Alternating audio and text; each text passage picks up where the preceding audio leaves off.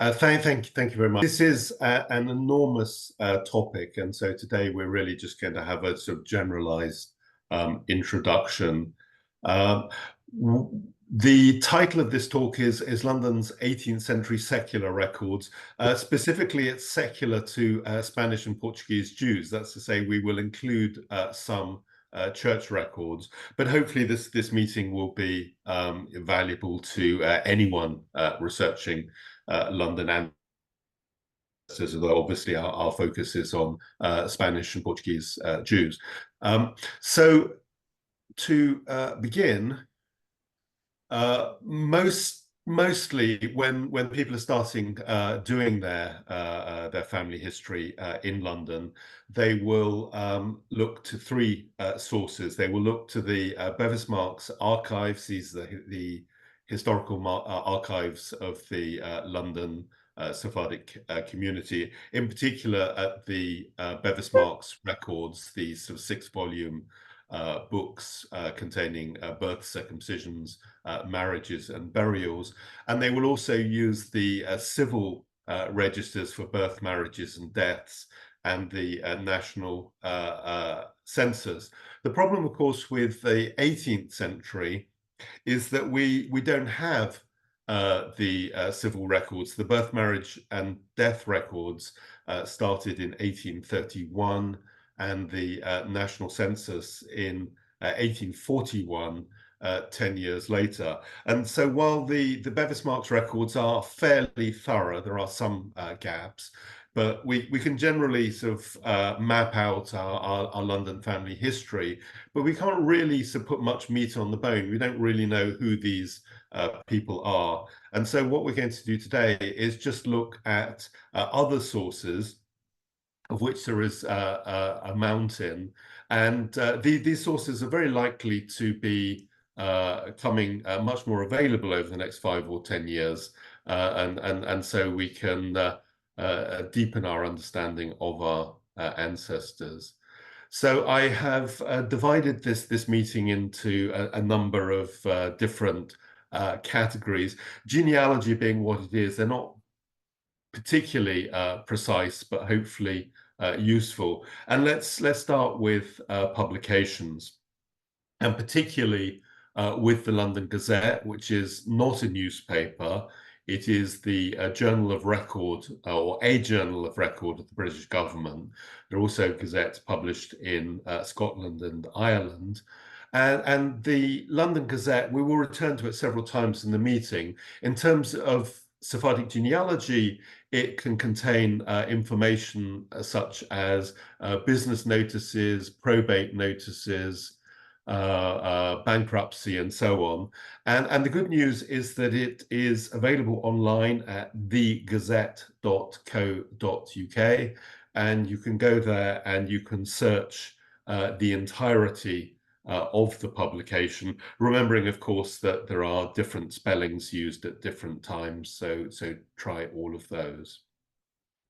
A second source, perhaps not as useful as the Gazette, but sometimes it can give real treasure, is the Parliamentary Register, also known as Hansard. And I've got an example here from 1782, and a committee of the House of Commons is interviewing ship's captains as part of their general research. And Captain Blanchard of the York happens to share the information that he was transporting gold coins from Madras, today Chennai in India, to China. And these coins were from a De Castro, a Jew. And we can very likely work out which De Castro it is. And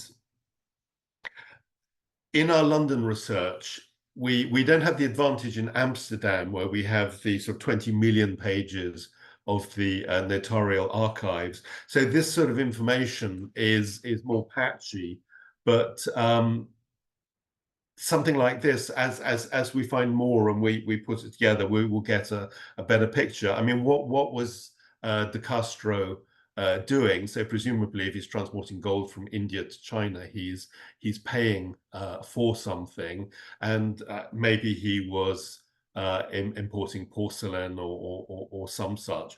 But it's a piece of light sort of shone into darkness, and we can know a little bit more about what the De Castro family were doing. So another source are newspapers. During the 18th century, many more people became literate, and on the left we have a list of some of the principal London newspapers of the period. The Times, obviously, which is still with us, wasn't published until 1788. I have highlighted The Post Boy, which was a publication especially used by merchants. And of course, many members of our community were merchants. There were not the sort of copyright laws and so forth that we have now. So if you started a successful venture, somebody is going to copy you. So a few months after the Post Boy opened, the Postman entered publication too. But these newspapers are brilliant, essentially for scandal and for the unusual. So if one of your ancestors was a murderer or murdered, if they perhaps were wealthy and eloped or died rich or did something worthy of general interest, whether they were rich or poor, you could find them in the newspapers. So the best place to go, I think, if you're researching this, is the newspaper library on the second floor of the British Library.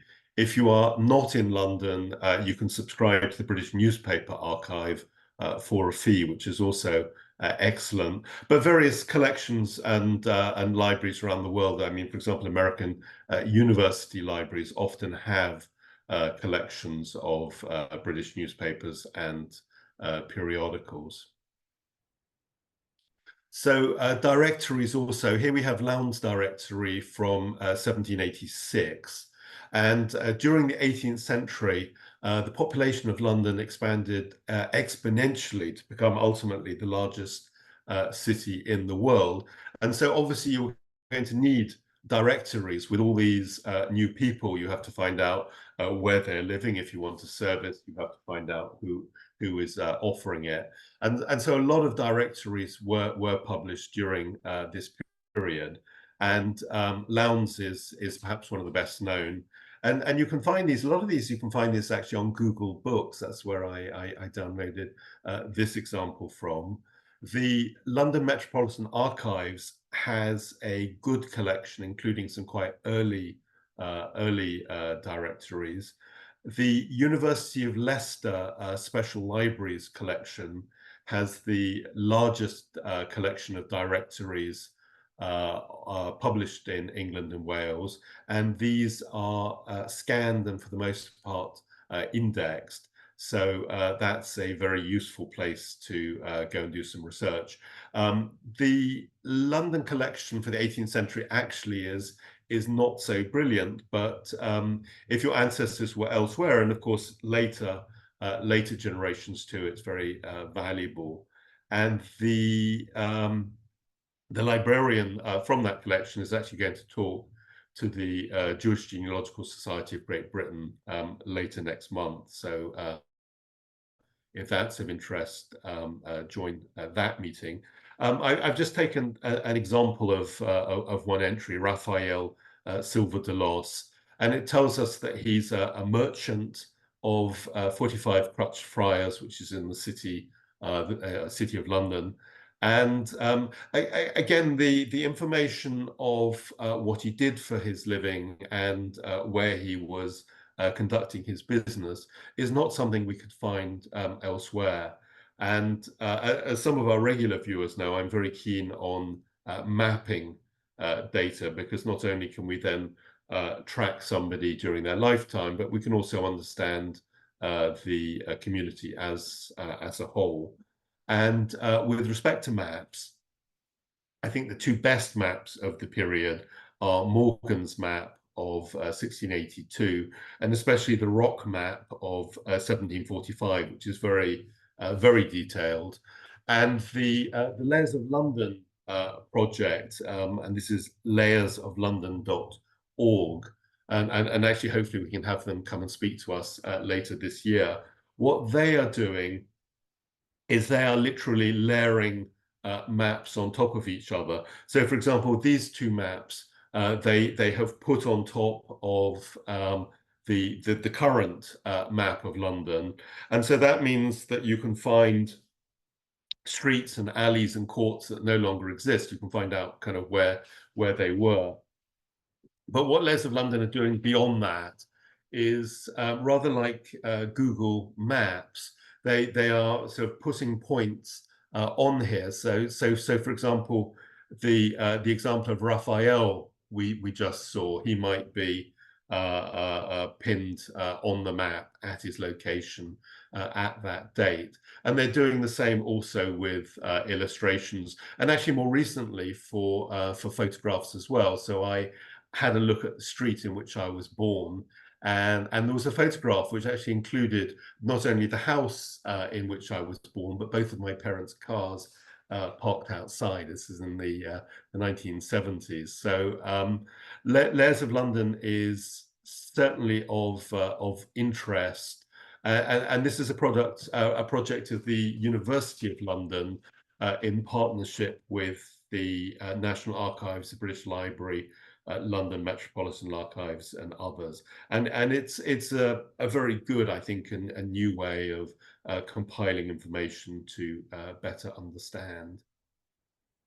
So and another category, I've called it reports. I think a lot of people will be familiar with the diarist Samuel Pepys, and he visited the Church Lane Synagogue, which preceded Bevis Marks, and he went there on Simchat Torah, one of the only occasions where everyone is dancing around and making a lot of noise. So he was very scandalized.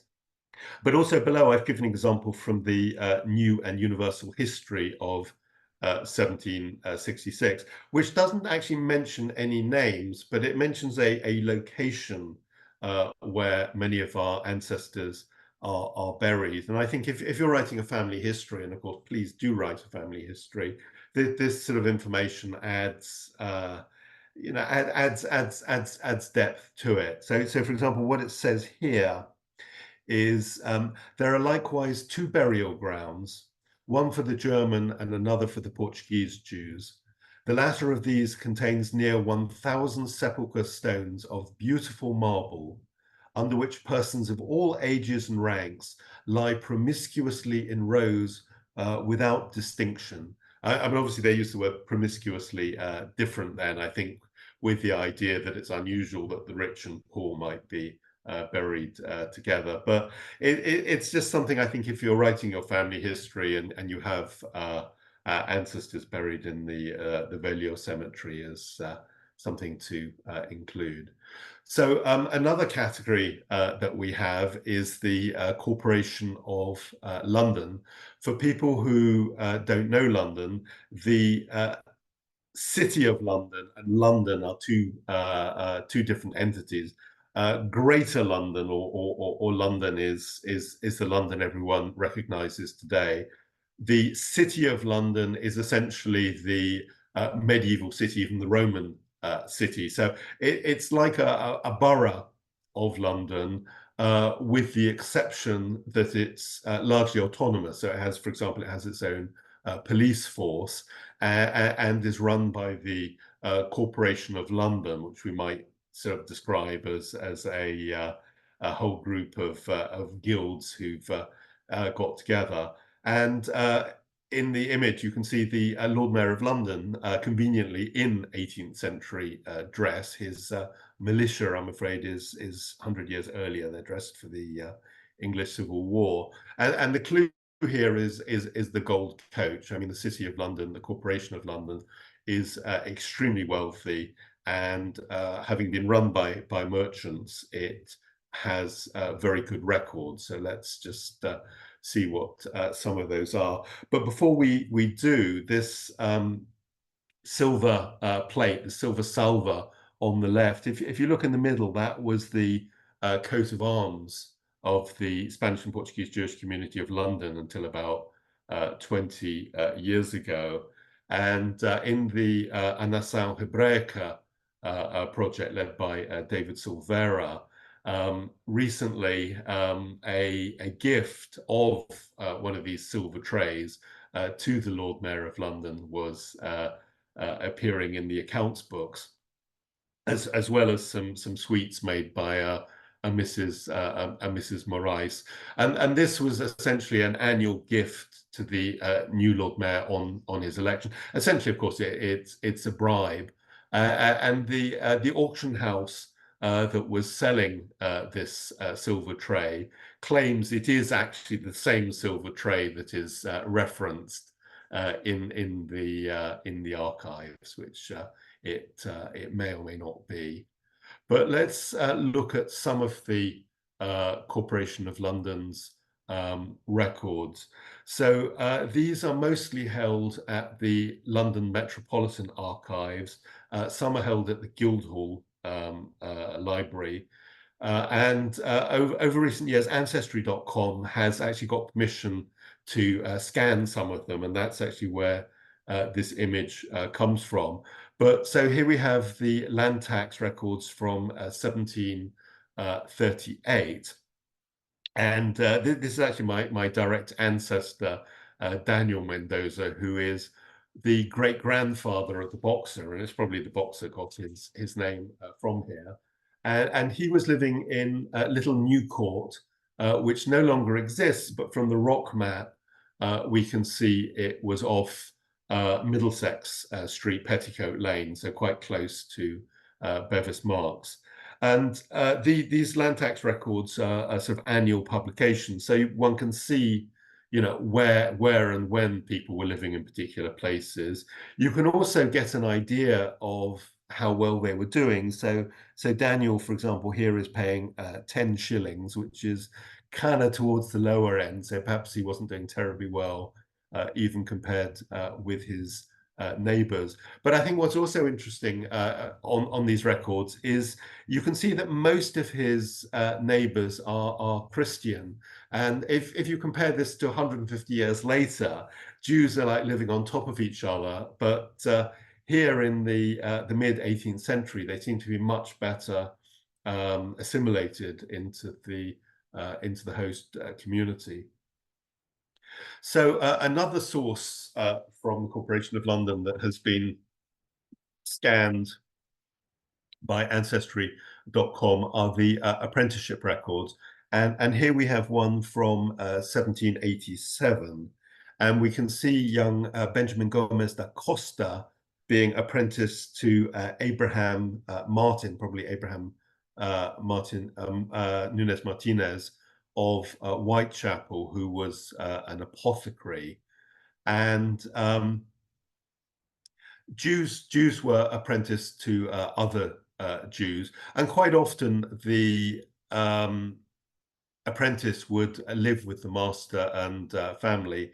But anyway, from this, we know that Abraham Martin was living in Whitechapel in 1787, and that he was an apothecary. Probably Benjamin Gomez da Costa also became an apothecary, and this is information we just didn't have previously. Also, quite often, not quite often, but it happened that an apprentice would marry the master's daughter. I haven't actually looked up in this case, but on occasion, of course, this can explain particular marriages. So the established church, if you watch the king's coronation, you would have seen him make oaths to preserve the Church of England, of which he had become head. And indeed, English coins are stamped with the words or the abbreviations FID Def, meaning Fidei Defensor, defender of the faith of the established church, being the Church of England. And the Church of England fulfilled a lot of tasks that today would be seen as the jobs of the secular authority, especially, of course, in terms of looking after the poor.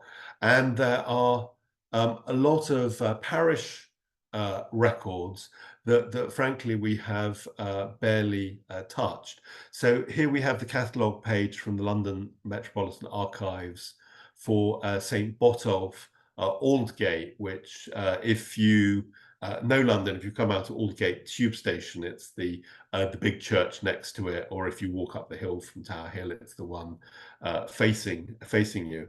And just looking at the extent of this archive for this one parish, remember there's a lot of parishes, we have 36 linear meters, so there's a lot of information.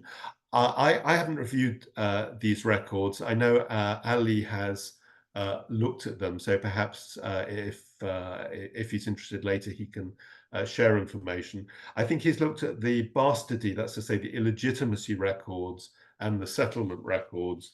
And for the period he was looking at, he found no Portuguese Jews. I assume, though, that was just bad luck. And as the archives of all these parishes are scanned and indexed, we are going to find both individuals possibly asking for aid, or in some cases, of course, converting, as well as references to the both the Portuguese and the German congregations, remembering that the Ashkenazi Great Synagogue is even closer to the church than Bevis Marks. And frankly, I have no idea what treasure awaits us in all of these parish records. So another thing to look at is illustrations and artifacts. I mean, obviously, we all have and treasure photographs of preceding generations, and sometimes it is possible to go back even further. And as well as the face, we can find other things. So this is David Nieto, the Haham. So we can see what he looks like, but also we can see how he is presenting himself to the world. So he is writing in Hebrew. We can see lots of books on the shelf. So we can see that he is an intellectual, that he has a globe suggesting he is interested in science. He is sitting on a good quality chair. He's wearing good quality clothes, so he's doing well for himself. And also he's presenting himself rather like a Church of England cleric of the time. So he's kind of trying to fit in like that. So you know, there are clues. There are clues in the image beyond just the face. So here's a beautiful miniature painted by Catherine Mendes da Costa in 1714 of her son Abraham da Costa. It's a locket portrait, and now obviously only a wealthy family is going to be doing this, but as well as the beauty of the mother painting her son, we can see how he is dressed, and obviously is fairly well dressed, but you know, there are, I think, descendants of this family floating around. Here's another artifacts. So these are rimanim, Torah finials. So these are the bells that are put on top of the Torah scrolls when they're carried around, made by Abraham Lopez de Oliveira, actually for an Ashkenazi synagogue. But people will know that the Bevis Marks Visitor Centre is opening quite soon, and the Bevis Marks Heritage Foundation have been doing a lot of work in terms of identifying the provenance of various artifacts, be it silver or Torah scrolls and so forth. And hopefully also Nação Hebraica is going to tell us about who perhaps has paid for to purchase items of silver, for example, or indeed Torah scrolls. And so hopefully as we proceed, a lot more of these artifacts can be connected to the families of either the manufacturers or the sponsors. And so here we have a line engraving of Moses Mendes from 1792. It's presumably based on a portrait. I'm afraid I'm not sure where it is, but just to remind ourselves that reference libraries often have large books listing portraits and saying, you know, who had their portrait painted and where you can find the original. And surely, certainly for the richer families, we will be finding names from our community. And finally, this is more of a bit of fun. This is a whimsical song sung by Mr. Fawcett at Covent Garden Theatre. So today, basically the Opera House, and it's called "The Jew Beauties."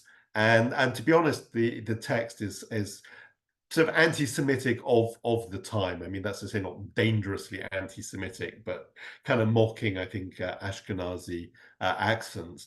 But I draw your attention to the pictures in the background, because at that time, the Association of Jews, or an association of Jews, especially Sephardic Jews, was with boxing, and this, of course, was consequential to the boxer Dan Mendoza, Ike Biton, and others. So the point being that, you know, even if you have ancestors from the wrong side of the tracks, you can sometimes still find images or things to connect you to them. So wills and probate, I mean, this is kind of an obvious category, and I think has been discussed before. People will remember that we had a talk by Professor Stanley Mervis on wills in Jamaica, where the archives essentially were destroyed in, or at least by 1882. And what Stan was doing is he was using the wills to reconstruct as much of the genealogy as possible. But wills, of course, also can do other things. They can help us understand family relationships and so forth. So today in England, if you want to sort out probate, you go to the probate registry in High Holborn. But back in the 18th century, the Church of England, particularly the Archdiocese of Canterbury, had control. And so you would go through the Prerogative Court of Canterbury, who had an office close to St. Paul's Cathedral. And to be honest, the process is remarkably similar to the process we still have today. But just a couple of days ago, and I'm afraid I haven't had a chance to investigate yet, I found that there was a whole process for obtaining probate for people who had died intestate, so people who had died without a will. And as I said, I'm afraid I haven't had a chance to look yet. There may well be some Sephardic Jews there, and I'm guessing within the correspondence we will find information of genealogical value. And before we actually look at wills, here's another thing from the London Gazette, this time from 1721. And Jacob de David Lopez Henriquez of Philpott Lane in Fenchurch Street, a merchant. So we know who he is, who his father is, where he lives, what he does. He has been appointed administrator, or East London administrator, for two Dutch estates, and he's gone through the Prerogative Court of Canterbury. And these are the estates of David Bueno de Mesquita and Isaac Nunez Henriquez. And if you look at the bottom, he doesn't really know where their assets are. So he's offering some 5% if anyone can come clean and say where to find assets belonging to that estate. And this is one of the advantages of things like the London Gazette, that this is information we are not going to find in the probate records, and it just gives a bit of colour to what is going on. So the wills themselves are, for the most part, scanned and are at the UK National Archives. And you can, if you register there, within reason, you can be downloading wills for free from them. This is a will of David Bueno de Mesquita. May not be the same one. I suspect it is, because this is a few years after the London Gazette. And he was from Naarden, I hope I'm pronouncing that right, which is just up the river from Amsterdam.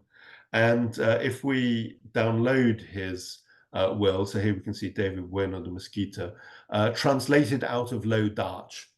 And normally, you wouldn't expect a will in England to be more than sort of 2 or 3 pages maximum. This one is 12 pages, I think largely because of the translations from the Dutch. And we find out not only about the person and how wealthy he was, and who his relatives are, but also about his values and who he was close to and stuff like that. And there's an example of from another will I was looking at a few years ago for a member of the Arias de Mendonça family, who's no relative of mine. And this guy had his money in London, but he'd died in Portugal. And his will was stipulating that if his daughters living in Bordeaux were still privately observing Judaism, they would get some money, and if they weren't, they wouldn't. And this sort of stuff, it gives you an insight into the mentality of the will's testator. So Freemasonry is not something that immediately jumps to mind to people, but a lot of Sephardic Jewish men were Freemasons, particularly in the 18th century, probably because it enabled them to mix on terms of complete equality with Christians, and it was an opportunity of both social and probably business networking. So there are lots of I'm not sure of the right word. If it's schools or groups of Freemasons. So there's English Freemasonry and Scottish Freemasonry, and I think a couple in France and one in Italy, and actually also I think one in Turkey and one in Egypt. The records of the United Grand Lodge of England are held in Freemasons' Hall in Longacre near Covent Garden in central London. Until a few years ago, if you weren't a Freemason, you weren't allowed in. So I'm not, so I wasn't allowed in. But more recently, you are allowed in. And again, Ancestry.com has got through the door and has scanned a number of records, including the membership register here. And this lodge was in Swan Street in the Minories, so very close, just downhill a bit from Aldgate near Bevis Marks. And there was actually, I looked up, there was a pub there called the Swans. That's probably where the brothers met. And I came to this page sort of randomly. I just sort of put in one of our community surnames. And I just thought there's a lot of Jews here, both Sephardic and Ashkenazi, probably because of the proximity to the epicenter of the community. But I just transcribed the Sephardic ones, or those who might be Sephardic, here. And you can see for some of them, we just have the names, but for others, we know their age, we know their job, or normally it's like either merchant or gentleman, and we know where they lived. So we are looking here at personal networks of individuals, so who they knew, which might be of value. And Freemasonry has continued to be popular. Although it's, I think, this current generation, the last couple of generations, somewhat less.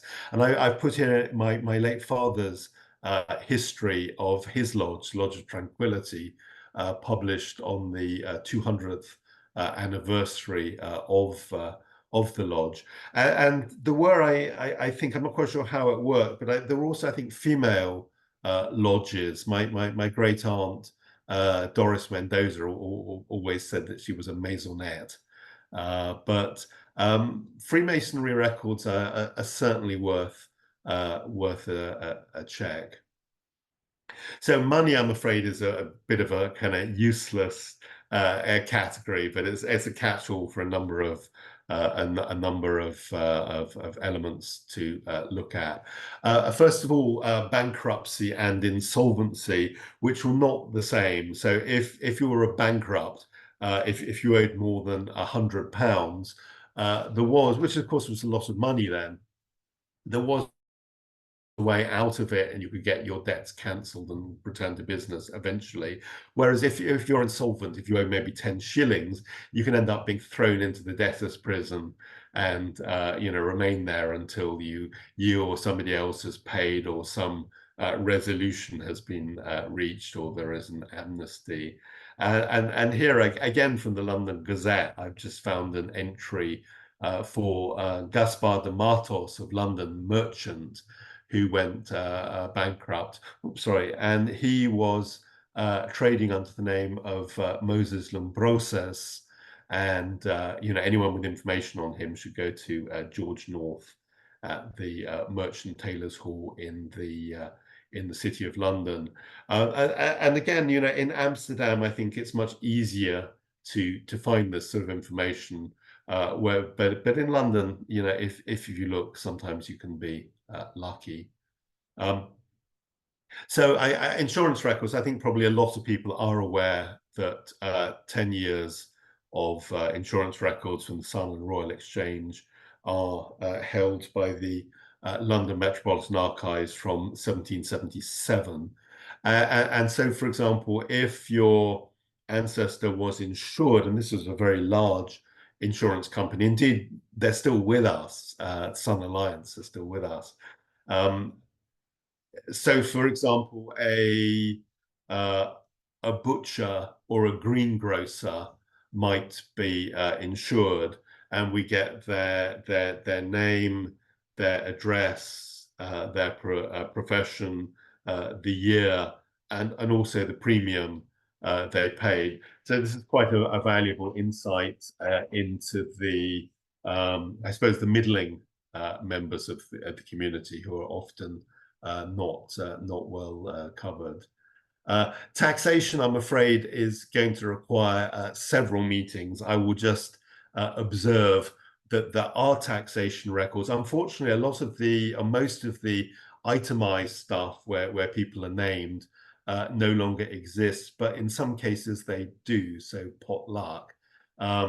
Key taxes are land tax, window tax, stamp duties, assessed taxes on luxury items. We need to do a bit of research in this. So if you had a coach and horses, or you had silver plate or male servants, you were going to be taxed on this.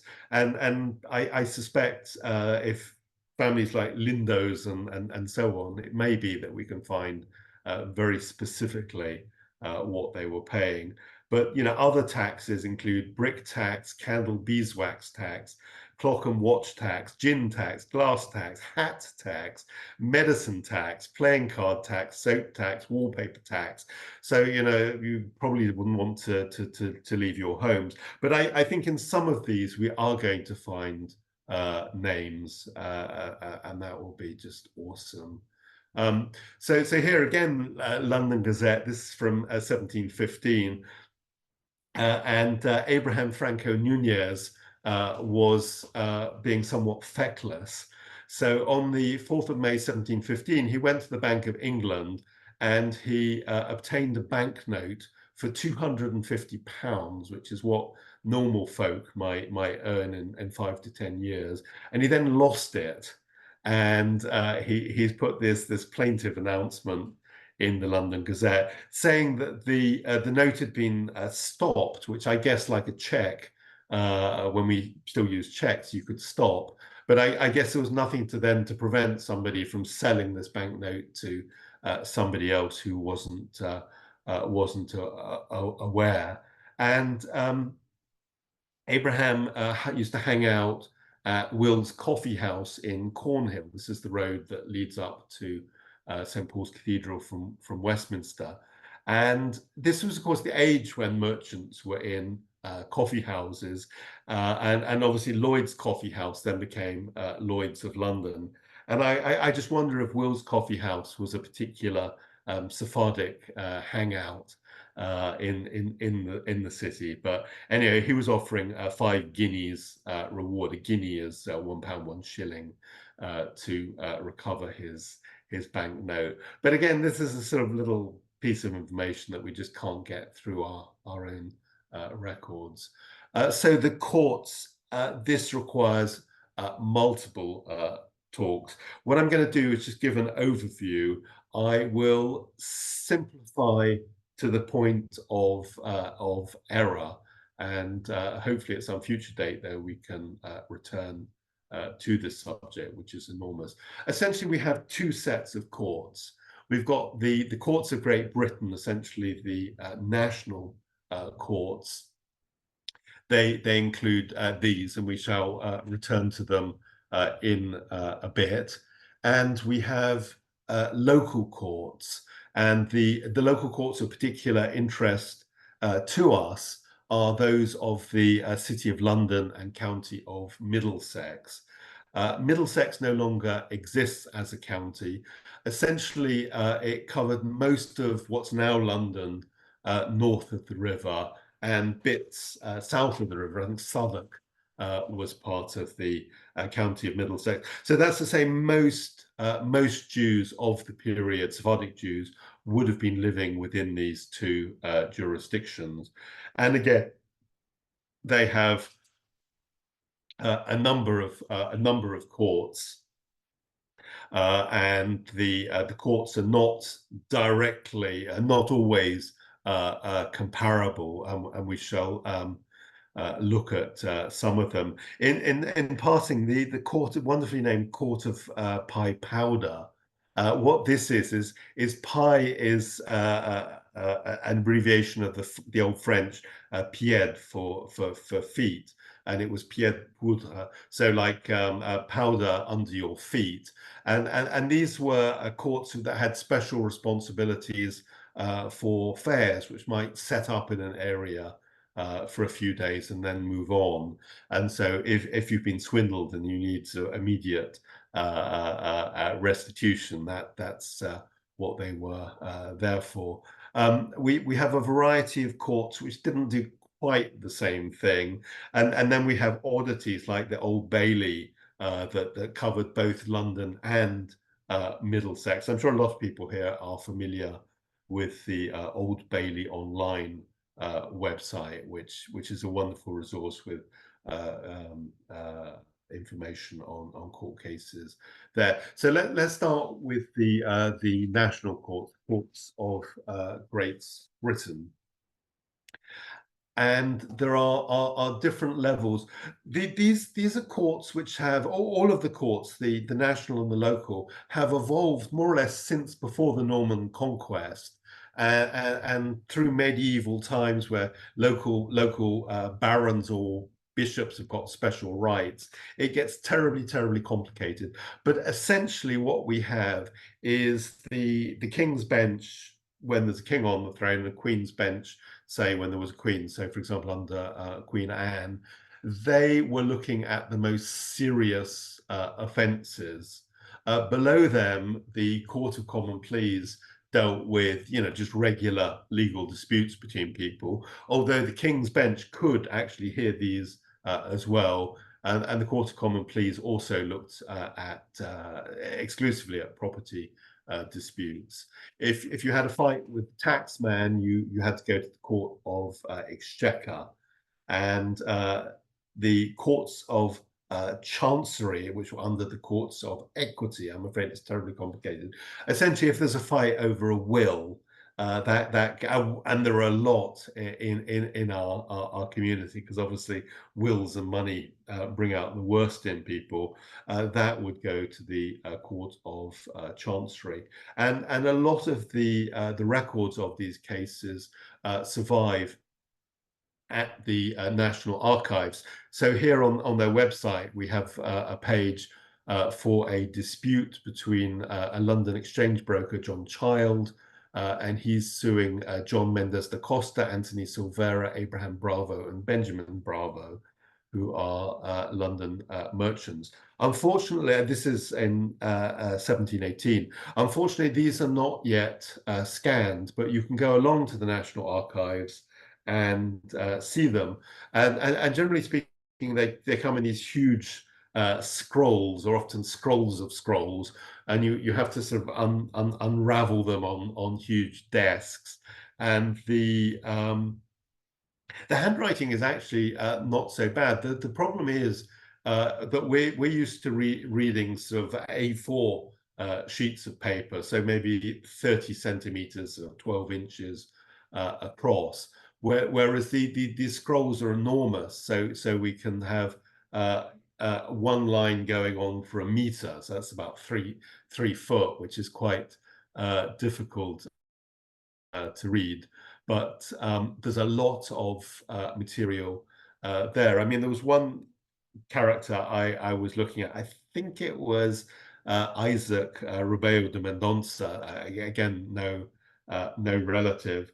And this guy, his business was importing fruit from Portugal to England, and he was litigious. He seems to have fallen out with everybody, and there's about 10 court cases. So we learn a lot about his business, but also about him personally, and his character. And I think something else just to be said en passant here is often these they come in big scrolls. Sometimes they come folded up and even with seals attached. And it's actually a nightmare if they're folded, because you've unfolded this document, you've read it, and then if you're not an archivist, you're trying to fold it back again the same way you unfolded it, terrified you're going to sort of destroy this this valuable historic document. And unbelievably, the National Archives just hands these documents out to anybody, and even in fact medieval documents you can order up there. So the Court of Exchequer we mentioned. I'm afraid the image is a bit later than the period we are discussing. It's just worth also, as well as obviously this is where you take your disputes with the taxman, the Court of Exchequer also includes the wonderfully named King's Remembrancer records. So if we look at the local courts, we have the borough courts who are dealing with civil cases, and of course the national courts in some cases, of course, could claim jurisdiction. The city of London is not too difficult because it's a single jurisdiction.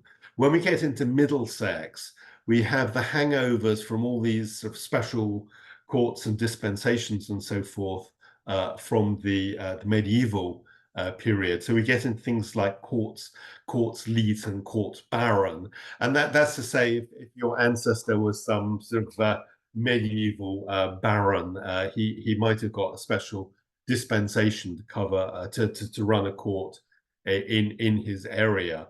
So it's not always clear who has authority.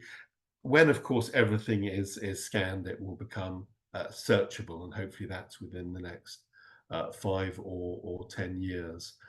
We also have the quarter sessions, so called because there were 4 of these a year based on the Christian calendar.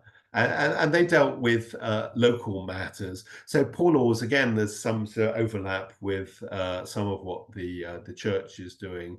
But particular attention I'd draw to alehouse licensing, because I think running pubs was quite a Sephardic activity. As we said before, the Old Bailey, the most famous of the courts, is one of these rather oddities. So it covered both London and Middlesex. And below these local courts were the petty sessions, which are the magistrates' courts. And so it's worth saying that all of these courts, you could appeal your way up the system, ultimately to the House of Lords, in some cases, to the Privy Council. And this continued right up until Tony Blair introduced his Supreme Court about 20 years ago. But the lowest level of courts are the petty sessions, the magistrates' court, and these are still with us. So if you having a punch up down the pub today, you will end up in front of the magistrate, or if you're drunk or a vagrant, or perhaps urinating where you shouldn't. It's that sort of level of authority. Although actually, if you've murdered somebody, you will first of all go before the magistrate's court for identification, and then you'll just be passed up to a higher court. But I found on the London Lives website, we haven't mentioned, but definitely worth checking, londonlives.org. I found this reference from the 5th of May 1766, and Judah Mendoza was convicted of profanely swearing an oath, for which he was fined 5 shillings, which I suspect was quite a lot of money for him. And the unfortunate thing for poor Judah is, apart from some of his dates, this is the only thing we know about him, that he was fined 5 shillings for swearing near the Mansion House, and this is how posterity will remember him. So I think we've probably already, yes, I'm afraid we've already overextended beyond what we should.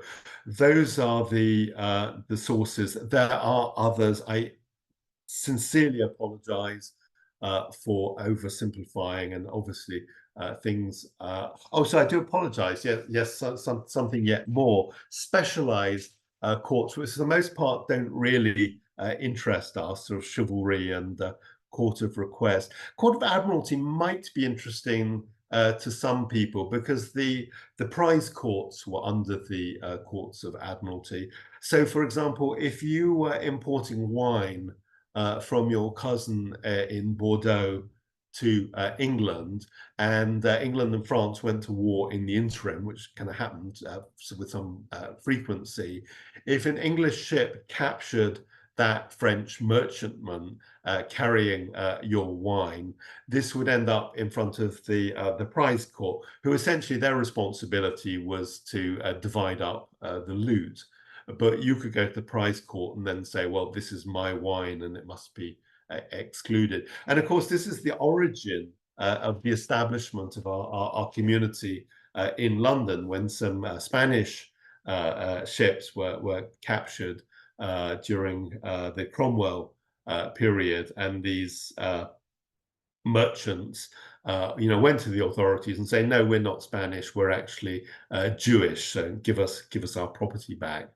So I think that is quite interesting. But sorry, what I was going to say is for in-depth continuation of the research, I think some good places to go are both the London Metropolitan Archives and the National Archives publish research guides on particular elements of their collection. And I am a big fan of the Family Search Wiki, especially for London, because obviously they have links, so you can click right the way through. So I do apologize for essentially trying to cram 10 meetings worth of information into one. But what I hope everyone can take away is there is an enormous amount of information for the 18th century beyond what's in the Bevis Marks archives and records. And hopefully we can all use these both individually and jointly to build up a better understanding of the community, and in writing all of our family histories, so that we can pass those down to the younger generation who aren't interested now, but will be by the time we've popped our clogs. So thank you for listening thus long. If anybody has any particular comments, corrections, I'm sure there will be, or suggestions, then please share. But thank you for listening. Tom, over to you. Thank you, David. It's clear to me that there's a vast trove of information out there that has never been looked at. And I'm wondering what your research strategies should be if you are looking for only one particular family. Do you need some reference that someone was involved in a court case, for example? Or can you just start digging and hopefully come up with some goodies after maybe 5 years of research? Well, I mean, if you have the time, I think the best strategy is to put your feet up for 5 or 10 years and wait for everything to be nicely scanned and indexed by somebody else.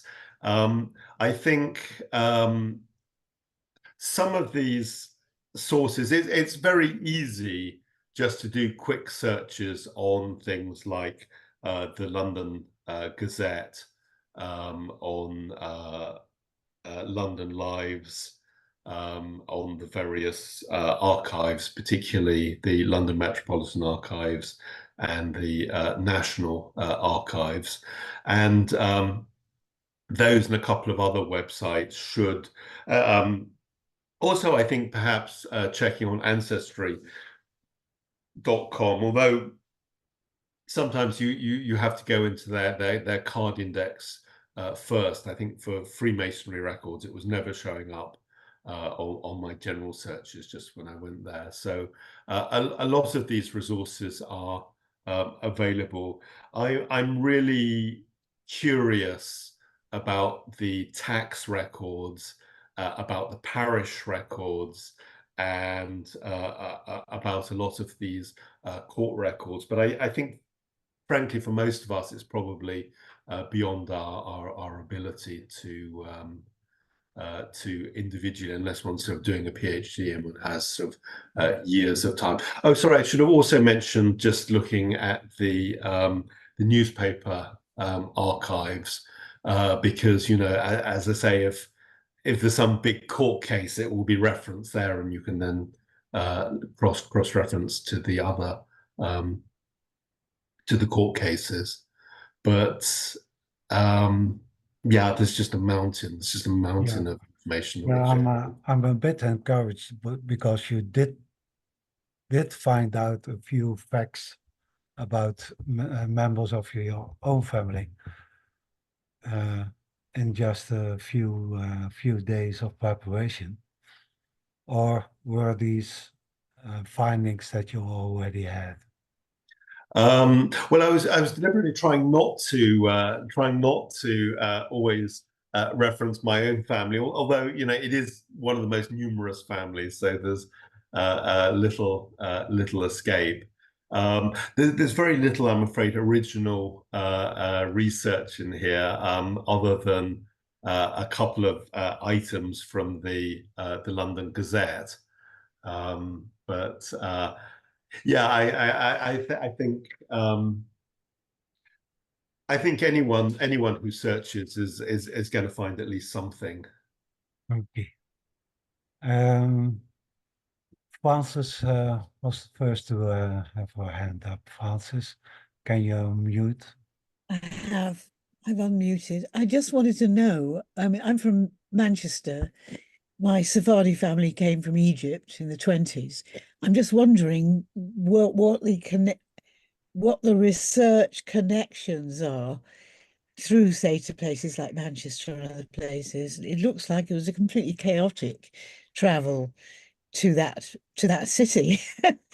And yeah, so I just wondered what's the best route through that, or do I just ask you to do a whole program on it?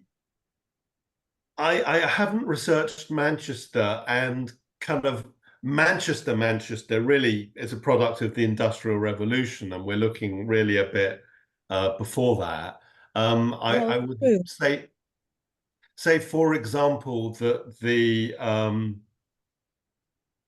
directories probably are quite good for Manchester. But I would say, especially, for example, for families that come from Egypt and the Ottoman Empire, where, of course, a lot of the records are just unavailable to us. A lot of Jews in these places belonged to, were Freemasons.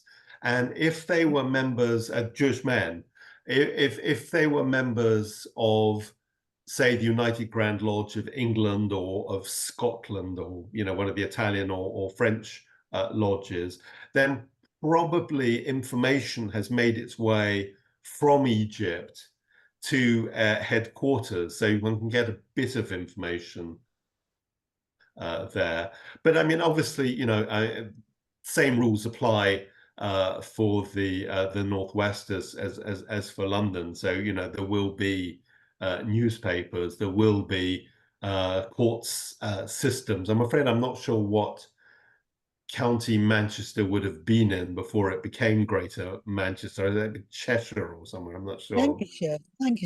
Lancashire, yes, Lancashire, obviously, yes, Lancashire. So I suspect Lancashire might be one of those particularly complicated counties because of its historical importance. But I think the same sort of resources as for London would work for Manchester. Thank you. Ari Erkensoy remarks in the chat, a good source is The Making of Manchester Jewelry, 1740 to 1875, by Bill Williams. Next one, Richard Brett. Yes, thank you. Absolutely fascinating talk, David. Thank you for that. My question was about the city guilds. For example, relating to apprenticeships that you said about Abraham Martin being an apothecary, that are the guilds records, are they available? The honest answer is A, I don't know. B, I am not sure when Jews will have been allowed to join guilds. It might be after our period, but I mean, the guilds that are still with us are pretty well off. So I'm guessing that they have good archives. As I say, I have this question mark in my head. I haven't researched the guilds about whether Jews would be allowed into them, thinking about how late Jews were allowed into sort of Parliament or even in the City of London to hold office. But no, so I don't know is the answer. Okay, it's just because I was on a tour a few weeks ago of Apothecaries Hall, and they were talking very much there about the records of their membership. But obviously, I have no idea about, sort of, as you say, Jewish members. Yeah, I'm not. That's kind of interesting. I don't know if you would need to belong to the guild to actually practice. That's actually kind of interesting question. I mean, what we were looking at is I think people were actually paying stamp duty to have the what they were doing, officially recorded. No, I'm sorry. The honest answer is I don't know. We'll have to check. Yeah. Thank you. David Simon. Yes, David, thank you again. A lot of good information about London. But my question is around the National Archives. That I guess they reside in Kew. Is that right? Is that Yeah. the National Archives? Yeah. And my understanding is a lot of colony information also resides there. It's not strictly just London. It's not strictly just UK. So I know Stephen Porter's online. I see Hades online as well about Jamaica and some of the records that may have been lost in Jamaica due to the earthquakes. Some of the newspapers, other things apparently there's actual hard copies of those or originals. Is that true? And what does it take if you're not a, let's say, a genealogist like most of you are, but I don't do that as a profession. In order to get access to that, plan that in advance so you can get in there, request certain records, have them ready for you to look at when you arrive. That's my question. I would suggest, first of all, looking at the bibliography in Stanley Mervis's books, his book on the wills of Jamaica. I'm sorry, it's in another room, so I can't reference the precise title, because I think he did. I mean, perhaps somebody else can correct me here. I think some of his research was in London for that, and obviously newspapers contain, information from Jamaica. But I would certainly start with Stan's book, and yeah, I think it's probably the best. I mean, if Steve Porter's here, probably he can make. Well, there's some specific years that we know that the records, the documents. I think it's a newspaper that's from Kingston that. Apparently, they said they really don't have them available in Kingston, but they said go to London and you'll find them. And they said they haven't been scanned. There's nothing in the system yet. You're going to have to actually go through them in order to find specific names, which is what I would be looking for to connect some dots. And it's in that 1800 1810 time period. So I'm just planning to do that next summer, but I don't want to just walk into the archives and then they said, well, you don't have an appointment, you're not registered. Come back in a week after you've got registered, and then maybe we can get what you need, and that'll be a little too late. So I do need maybe to talk to you offline on how to progress that. Yeah. I mean, definitely do your preparation, because, for example, if you want to go to the London Metropolitan Archives and look at the Bevis Marks records, you need prior permission, which can take quite a long time to obtain from the synagogue. But as I said, I'm not sure if Steve Porter is with us. Already. He was online earlier. I saw him, but he's somebody to talk to. But I would start with Stan, the bibliography of Stan Mervis's book. Okay. Did Great Britain have a Ministry of Colonialism, something like that? It did. I don't think it would have done that early, because they didn't even have offices at that point. So, and if I remember correctly, England also had something like the East or West Indian Company, like existed in Holland, a private company. Are there any archives of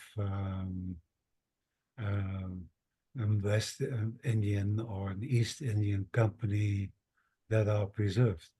well, I mean, East India, like that's to say India. I mean, there's the whole India Office archives, which are massive, mostly held at the British Library, and obviously the whole East India Company and so forth. I think for places like Jamaica and Barbados and so on, it's probably there wasn't, I think, some overarching structure. You are going to find, though, in the London archives, you are going to find correspondence on Jamaica for sure, and presumably Jews will appear in that. Okay, Bruce Gahan. David, masterful. But you make me constantly, everybody online makes me constantly think that we need a clearinghouse, not to control anything, but to self-assemble all of these sources on an ongoing basis using AI to define how to find them online or by foot. And then to talk about how they've been used. And then it's very similar to what I did in in the 1990s with the Federal Geographic Data Committee and geospatial intelligence in terms of where all the map data was and how to have it in an interoperable framework. So I just, you know, am gushing at the prolificness of all this, but nonetheless, I wonder how non-episodic we can make it so that, you know, this intelligence, if you will, that assembles itself this way can be leveraged. It seems like a natural AI kind of learning thing that has to be as dynamic as possible. Yes, I mean, I think as a group, I mean, you know, we have to focus on Sephardic records. I mean, we can't obviously do the entire world, and particularly, I think within that, you know, Western Sephardic records where we have expertise. I think Les of London website is kind of interesting, and we'll try and get a couple of people from that project to talk to us later in the year. They use a platform called HuMap, which actually Ali and I were playing with a few months ago, which is very simple, much less sophisticated than ArcGIS and some of these other systems. And I'm guessing that Google probably has its own more sophisticated version, but Les of London is, you know, the University of London, the British Library, the National Archives, London Metropolitan Archives, and various others. So they are, I think, probably better equipped than ourselves to do that. I mean, there are obviously various projects in terms of standardization within Jewish genealogy, which essentially I think means Ashkenazi genealogy. Marlis, oh gosh, I can't remember her surname. Marlis Humphreys has set up a project called Le Door of a Door, where she's essentially trying to create definitions for Jewish genealogy. But yeah, it's of interest, but yeah, I mean, what you're talking about, I mean, there's, you know, we've having private conversations also, and you know, if we can have some money, we can perhaps start to make progress on the Sephardic side of things. I mean, and the point, just to break in, the point I think we all make is that the Sephardic 500 plus years of records is unique. So trying to you know, derive such a clearinghouse, you know, machine learned assembled Yes. clearinghouse would be quite profound for the other types of diaspora peoples. I think so, and there's perhaps a conversation that can be had within the Anasa Hebraica project, that some people who are researching British naval records now essentially have created a system that we have been discussing, whereby you use software like Transcribus to transcribe data, and then you drop it into some sort of AI, so Claude or ChatGPT or whatever, and then into NLP, so you can then identify all the words and then put it into a database. And probably actually not very difficult, but some people have already done it, so we'll perhaps have a chat with them in the next few weeks. But thank you for that. Yes, Catherine. Hi, David, that was very mind expanding. It was great. Well, Too general, I'm afraid. certainly for no, I know it's. I'm still at that level, so it's fine. I just wanted to ask one question. At that time, was there any documentation of any about travel, passenger lists going up and down the river, carriages, horses. I don't know. Was there anything about transport in terms of being able to see possibly where people went? I have spoken with the archives at Greenwich, these sort of naval archives, and they basically think that if there were records, I was particularly thinking about ships coming and going and things, that those have mostly been destroyed, so sort of Lloyd's lists and things like that sort of thing. A lot of these newspapers report arrivals of ships at different places. So perhaps if you know who owns the ship or who has goods on board, that will help. And then obviously in Amsterdam, there's the various sort of despacho records. But I think for England, I mean, it was fairly late when England started regulating who could come in and who could go out. There are obviously there are alien registers, so that will tell us, you know, who's kind of a recent arrival or not naturalized. And in the A Nação Hebreica project, they are finding occasional payments to ships captains for bringing people here from Portugal, and sometimes the passengers are named, and probably sometimes they can be worked out by then looking at the circumcision records for the next few weeks. But I think you know, back to what we were just saying with Bruce, and I also referenced during the talk. I think if we can get all the information in one place, it's like the more information we have in one place, the more we can extrapolate from it. Yeah, and so, for example, you know, the obvious thing is the Amsterdam records and the London records.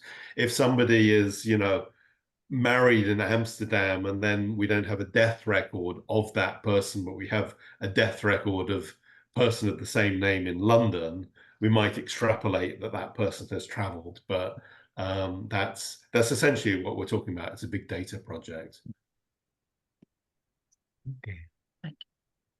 Ali.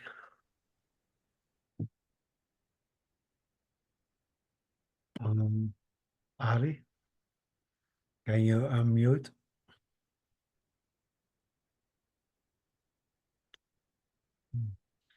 Then let's start with Pete Glass. I might have a bit of a problem with my microphone. Am I audible? Yes. Okay, good. I popped a couple of quick little questions in the chat. The first was on apprenticeships. Would butchers have had formal apprenticeships and be recorded in the City of London? I suspect not, because if they were Jewish of the period, they would need to be practicing shechitah. So it might be that they would actually appear in the congregational records. Other Shekhinah records? Yes. Good question. If my butchers go back into the 18th century. Yeah. I think there might be references to individuals. I don't think the Border Shechitah records survive. I suspect, but please, anybody correct me if I'm wrong. Meat was very important for the Portuguese Jews, as for all Jews.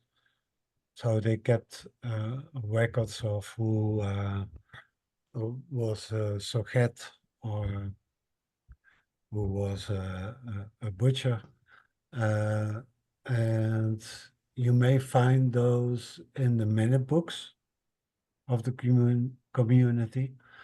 but there are also books of contracts, and you have to consult those on the spot in the London Metropolitan Archives.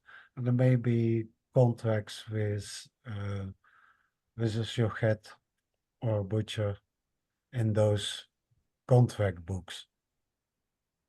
And I assume that there will have been registers about the meat supply and the people who worked in the meat supply, but that I don't remember.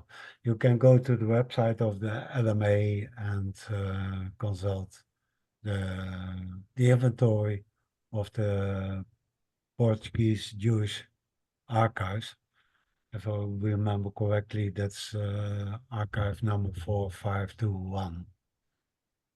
It might be interesting for a project for research to do the to analyze the trade, the butcher's trade through the centuries, and sort of a project that essentially analyzes that occupation. In Amsterdam, there was also a link to the city of Amsterdam, because meat production and the selling of meat was centralized into meat halls. And in these meat halls, you had a place for dozens of butchers. They had an individual space for which they paid a rent. And Jews were allowed 6 or 10 or 12 of these places. And there are records of that.